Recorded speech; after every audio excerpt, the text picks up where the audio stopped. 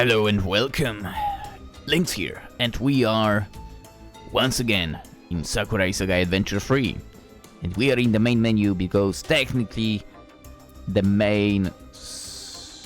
first jump through the game is finished, and now we are approaching it with the skipping elements. So basically we'll skip through what we've seen and we'll only read what we haven't. That's how it's done. Let us begin. So now basically we are skipping. So over here,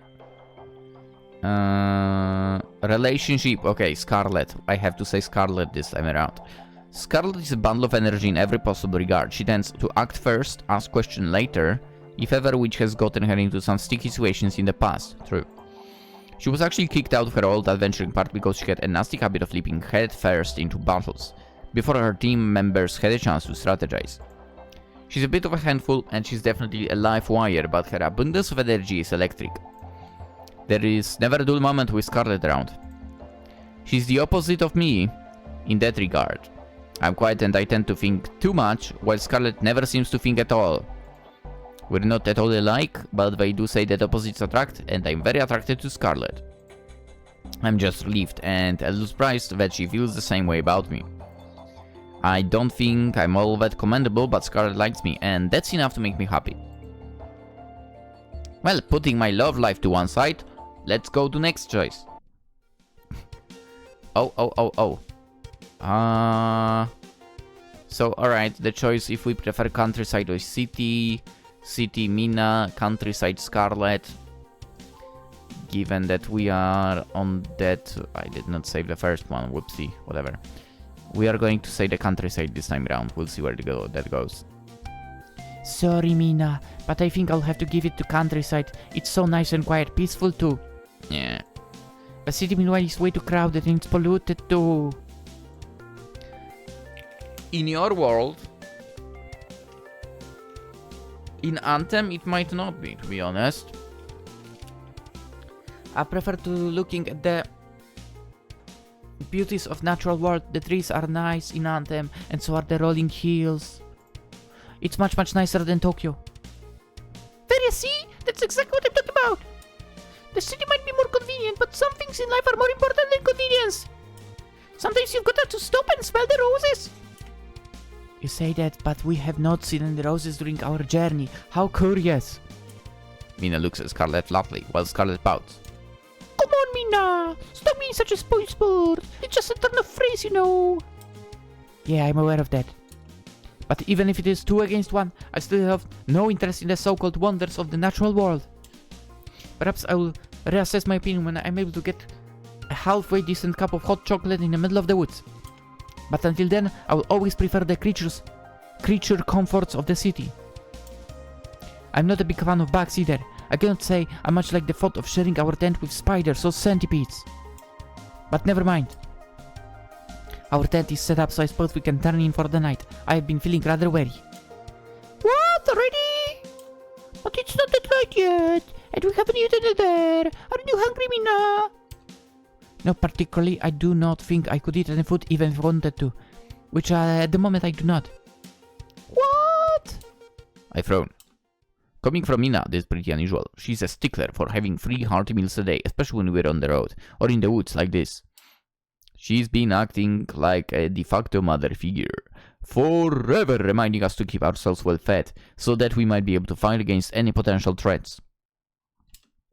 She's nagged me and Scarlet about our eating habits often enough. It feels decidedly out of character that she'd be so blase about her own diet. I wonder... Are you alright, Mina? I'm fine. All this walking has tired me out, that's all. Fighting those kobolds earlier didn't help me there. We had this talk already. Why am I not skipping? What is wrong with me? And she's so repressed, the poor thing. Fine, let's say something different. I'm working on it. I know I can be a little uptight, but I'm working on it. These things take time to for. I concur. In fact, you might have a point, Scarlet. I do? No way, you agreed with me. Here is some chocolate for you girls. I take it Mina's been worrying about me then. Alright, let's do a different one. Mina worries about everything. She's neurotic. Oh, Mina always worries. I think she'd worry if she didn't have anything to worry about. The girls who's embracing me, I'm sure she released Luna. She has to giggles. That does indeed sound like my Mina. She always was a worrywart. I just hope I'm not contributing to her woes. She'd worry whether you were around or not, but she's especially worried about you. I know she cares about you, and she wants to know you're safe. And speaking of being safe, is it really alright if I'm here? Not really, no. Fiore would be upset if she knew. We've seen the rest. Let's try to think more common leaps and bounds. Alright. Yeah, we're doing very well. Or maybe. Who knows? Maybe we don't. You are rather pretty.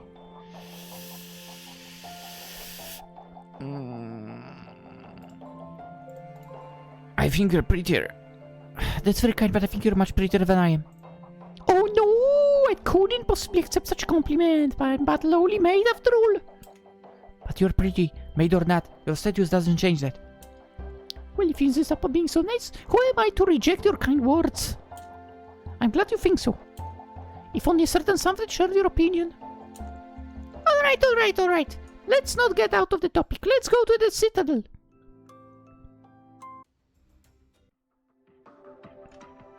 Okay, over here. Let's go anxious this time. A little anxious. Has Mina forgotten Lilia's warnings that the Demon Queen might be back at any time soon? She needs to hurry this reunion up. But Mina looks so happy holding Luna close. I can't bring myself to tell her that. And then... What? Hehe. Oh, Mina, it's too late for that. I'm already judging you. Isn't it right, Aki? Judging about what? I do not remember.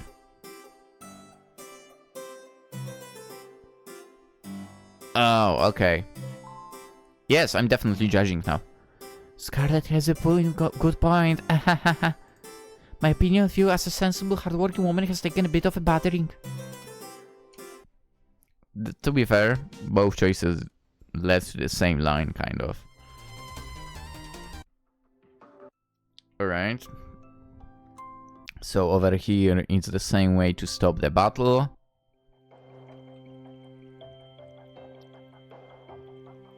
Blush on the Demon Queen, obviously I'm gonna say cute. They're looking at one another the way I always look at Scarlet, as though they can't bear to be parted from one another.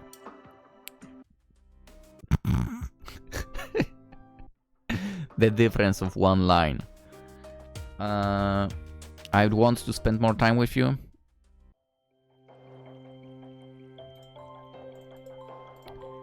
I'm gonna say save the game. Come on, save. I understand what you did. Oh. It's not long after Lilia's visit I hear a familiar rap of knuckles upon my bedroom door. The knocking is light and jaunty in a manner which could only belong to one member of my party. There is no way Mina would ever knock that loudly. I already know it's Scarlet, moments before she says in that sing-song voice of hers. Hey Aki, are you in there? Yes, I'm here. I stop on the bed, where I was curled with a book pilfered from one of the shelves. It's a surprisingly sweet, wholesome romance story, one I've barely begun to explore, and look over at the door. Did you want to talk about something? If you wouldn't mind. It's not like there's anything serious going on, but I don't like being cooped up on my own. I was starting to get a bit antsy, all shut up on my own.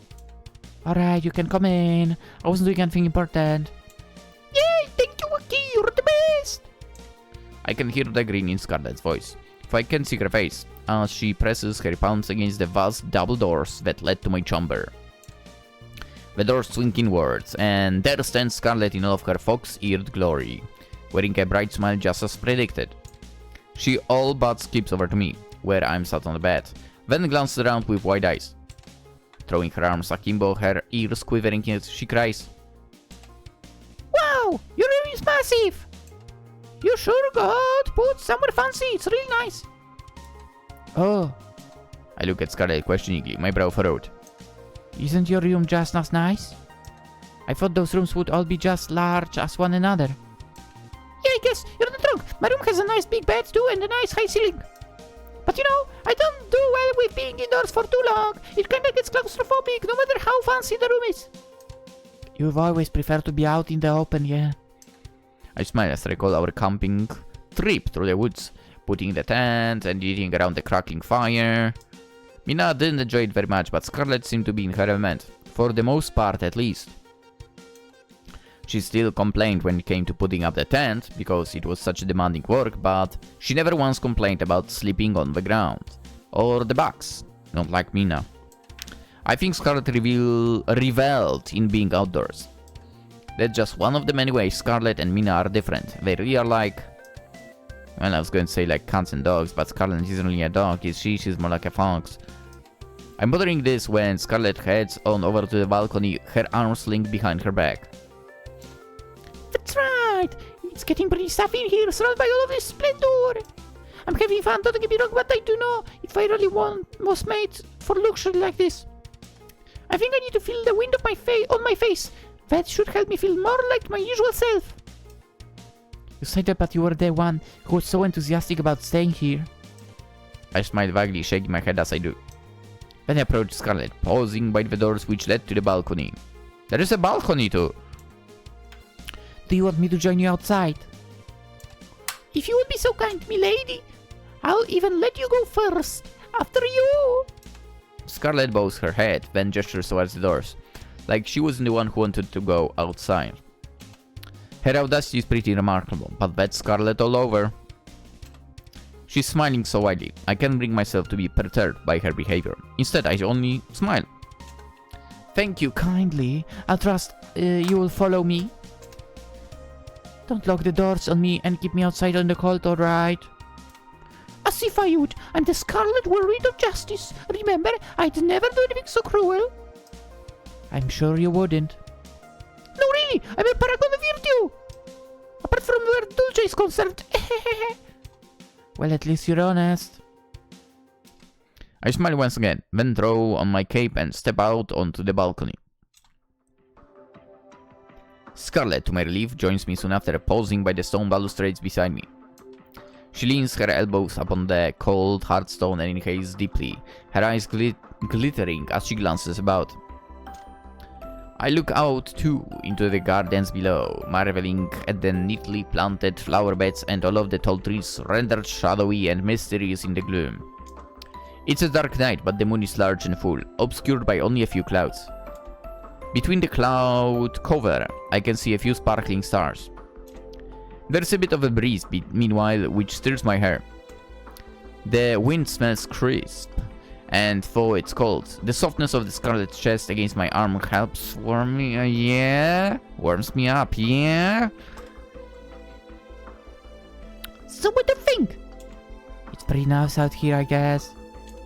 Isn't it just... It's so scenic. I'd love to take a stroll in the gardens yonder. They're so large. I bet there'll be all sorts of fun nooks and crannies to explore.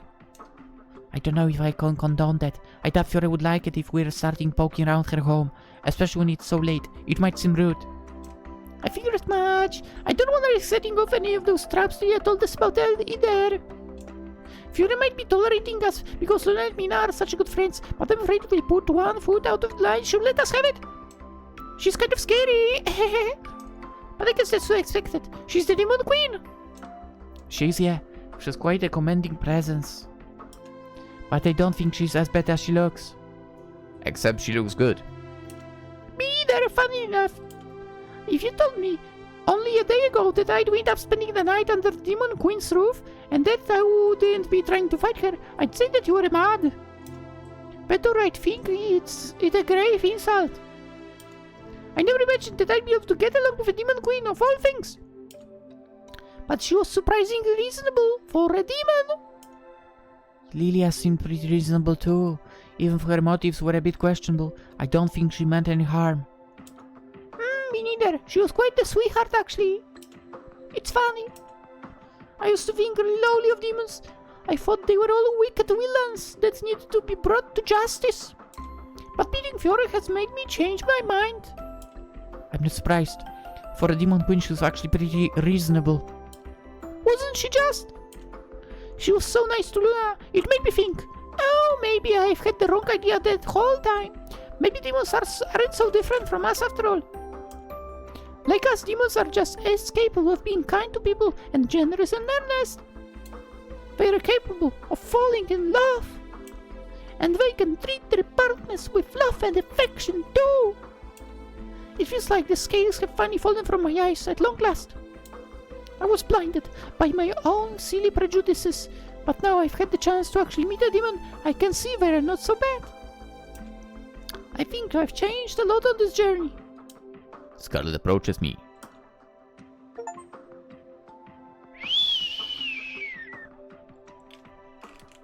Nice, dude. The squish.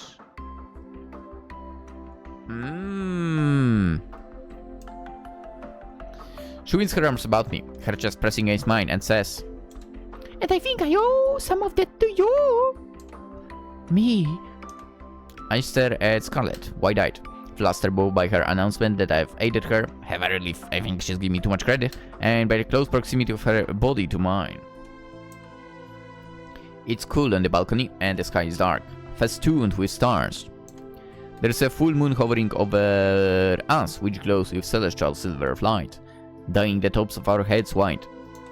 It's a mystical, magical sort of scene, and there is something decidedly romantic about it too. I can't stop myself from blushing. I feel just like a shy teenager who's about to confess her crush to her upperclassmen. What? This really is taking me back. I could be back in high school again. But in my high school, there certainly weren't any upperclassmen like Scarlet, with vivid hair and animal ears. Yeah. It's nothing like anything I could have experienced back in Japan, which might be why it's so precious. Yeah, that's right. You're a sweetheart, Taki, even if you're a little shy, or maybe because of it. You're not always the best at speaking your mind, but when you do, you come out with some real pearls of wisdom. I think I was unable to accept Fiore for what she was because I've been traveling with you for so long. I know I'm pretty hot-headed, but you've done... Yes, you are. But you've tampered me. Do you really think so? I'm sure of it. I used to be rash and thoughtless. You sure are, you still are. Dulce scolded me about my careless ways enough times, but I never thought to listen. I always used to tell myself that I was right and everybody else was wrong. I thought that as the Scarlet Whirlwind of Justice, I couldn't make any mistakes. I thought my judgment was always sound and unshakable, my beliefs unwavering. But being with you and seeing how gently you treat the people around you has made me reconsider. I think I might like your way of living more than mine. Okay. I like you a lot, Aki. I think you're good for me. So why don't we stay together? Dulce used to despair in me, but I think that when I'm with you, I can finally be a mature, well-balanced person. At least that's what I hope. Scarlet. I examine Scarlet's face, her white shining eyes, which are only a few inches away from my own. Her face is so very close to mine, the tips of our noses are almost brushing. When she exhales, I feel her warm breath against my cheek. A cool wind blows about us, scattering my hair, the hem of my skirt. It's chilly, but Scarlet's embrace is warm, and she helps me keep me grounded. She says that I'm good for her, but I think she's good for me too. On my own, I'm much too shy and awkward, anxious and insecure. I get mired in my own self-doubt, so I can never make any moves. When I lived in Tokyo, I always questioned myself. But I think being with Scarlet has taught me the worth in soldiering on despite my shyness. She makes up for what I lack, and maybe I make up for what she lacks. We're not at all alike, but they do say that opposites attract. Maybe there is some truth in that. I know if nothing else that I care about Scarlet a lot, so it's simply enough for me to say with a small smile. Alright, that sounds good to me. If you don't mind and you're right with this, then I'd very much like to be with you too. I do! Scarlet nods, her smile widening, growing until it seems to stretch from fluffy ear to fluffy ear. She beams, her face bright and rosy, positively incandescent. Then, her arms twined around my waist, she says, Now that we've all got all of that settled, since we're staying in this fancy castle, and it's late at night, and we're both standing on this balcony overlooking the gardens, I think this would be the perfect time to ask you for a dance, don't you? Huh? I stare at Scarlet, abashed by this question, which comes entirely out of the blue. I can't say I expected it, but maybe I should have. Scarlet's always been impulsive. I mean, you really want to dance with me? Well, why not? Now's the perfect time for it, and I think it'd be pretty romantic. I like the thought of playing at being your Prince Charming, all handsome and dashing. Unless you don't have any faith in me, okay? Scarlet pouts. You're not afraid I'll trip over my own feet, are you? I was a little afraid of that actually, but that's not all. I mean, I was actually more worried about that I would trip, and actually, yeah, I'm not the most graceful of people. Hey, don't sell yourself short. I've seen you with a sword, and you're plenty graceful. Your footwork's nothing to scoff at. I can tell you've had a lot of practice. When it comes to fighting, yes, but that's all because of the kendo. I don't have any experience with dancing for. I don't want to step on your feet. It will be alright if you do. I'm wearing graves, remember? You can't exactly hurt me. Not when my feet are iron-plated. In fact... Scarlet grins, then gives me a poke. Poop. I'd be more impressed if you could hurt me, since my boots are so chunky. It would be kind of admirable, actually. I don't think hurting your dance partner is something to be admired. Then you'll have to be extra careful, won't you? As I whisk you around. Now come on, Aki! We won't get a chance like this again! The setting's perfect for it! Don't you want to be my princess? I mean, I thought we were both adventurers. We are, but for the moment I want to look after you. I love you a lot, milady! I gasp my breath, vacating my lungs. As Scarlet pulls me even closer to her, our chests pressing with a further degree of intimacy. Nice. And until I've had at least one dance, I'm not going to let you go. Do I not have a say in the matter? Nope, I'm sorry, but you're simply too ravishing. I can't not want to dance with you, not when you're so lovely. My dear adorable Lucky. Scarlet giggles, her breath warm against my cheek. Gently, surprisingly so coming from one as brush as her, she pulls me forwards. Then, her expression soft, she begins to guide me, pressing my body against her own in an intimate, rhythmic waltz beneath the moonlight.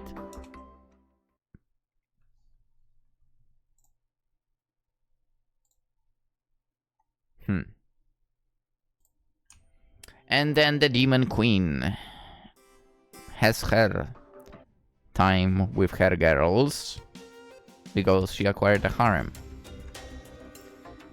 Alright, so that's for Scarlet part.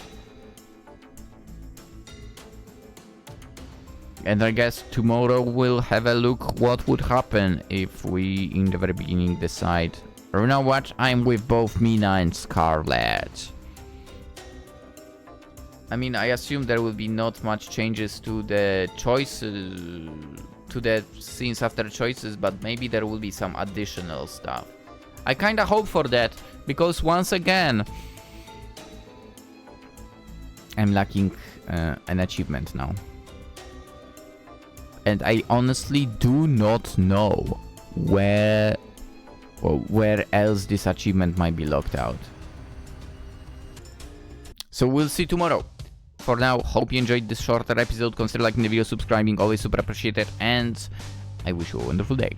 Bye bye.